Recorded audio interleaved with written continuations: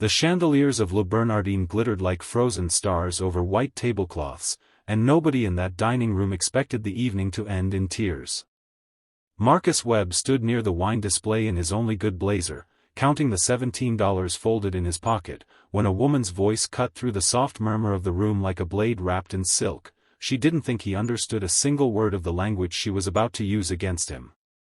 If you believe in second chances, in quiet dignity winning over cruelty, hit like right now, drop a comment telling us where you're watching from, share this with someone who needs hope today, and subscribe to Kindness Corner so you never miss a story like this one. Marcus hadn't planned on being anywhere near a restaurant that charged more for an appetizer than he made in a week of double shifts at the auto shop. He was there because his daughter Lily, 8 years old and the only reason he still bothered getting out of bed some mornings, had won an art contest, and the prize was a dinner voucher for 2 at this very restaurant. Her mother had been gone 3 years now, taken by a drunk driver on a rainy October night, and since then Marcus had built his whole life around making sure Lily never felt the absence as sharply as he did. He'd scraped together bus fare, ironed his one decent shirt twice, and sat across from his daughter watching her eyes widen at the menu like she'd stepped into a fairy tale. That was when Vivian Ashford noticed them. She owned 3 companies and a penthouse that looked down on the city like it owed her something, and she had a habit of measuring people by their shoes, their watches, the way they held a fork. She saw Marcus's worn boots beneath the table and decided, the way cruel people often decide things, that he was exactly the kind of man who needed to be reminded of his place. She rose from her own table, glass of champagne in hand, and approached with the practiced grace of someone who had never once been embarrassed in public. She asked, loud enough for 3 tables to hear, whether he even knew what half the words on that menu meant.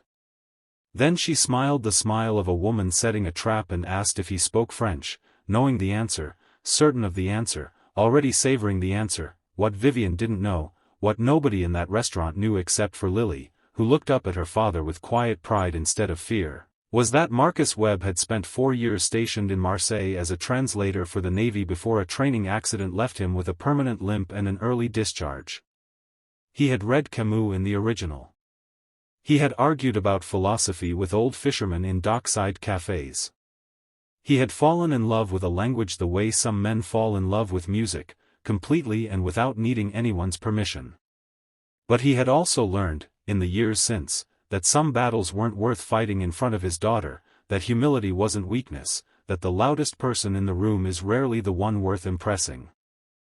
So when Vivian ordered, in flawless and deliberately ornate French, a bottle of wine so rare the sommelier's hands trembled slightly as he wrote it down, she expected silence, maybe a flush of shame crossing the stranger's face. Instead, Marcus simply turned to the sommelier and, in French smoother and warmer than hers, gently corrected the vintage year she'd misquoted, noted that the bottle she'd actually described didn't exist in that chateau's catalogue, and suggested instead a slightly older vintage that paired beautifully with the Sol Munier his daughter had just ordered. He said it without malice, without raising his voice, the way a man speaks when he has nothing left to prove.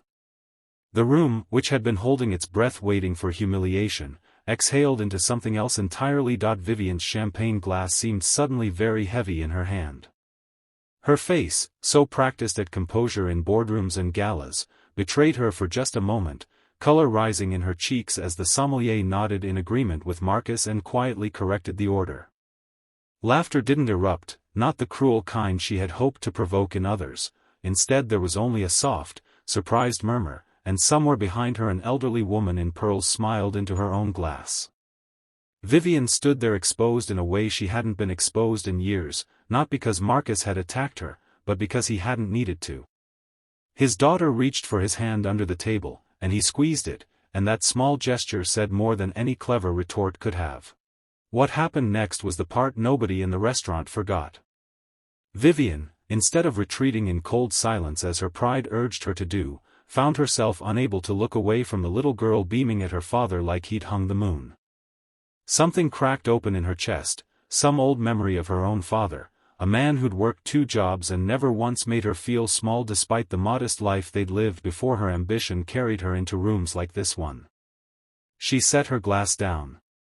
She asked, voice smaller now, almost human, where he had learned French like that, and Marcus, with the kind of grace that costs nothing and means everything, told her about Marseille, about the fishermen, about a life he never talked about because nobody ever asked.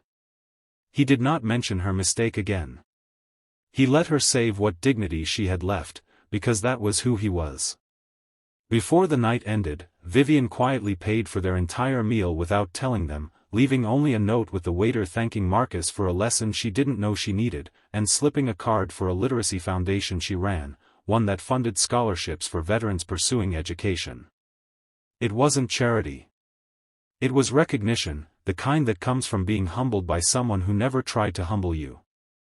Weeks later, that scholarship would help Marcus enroll in night classes toward a teaching degree, something he'd quietly dreamed of since his Navy days, a dream he'd buried under bills and grief and the relentless work of raising a daughter alone.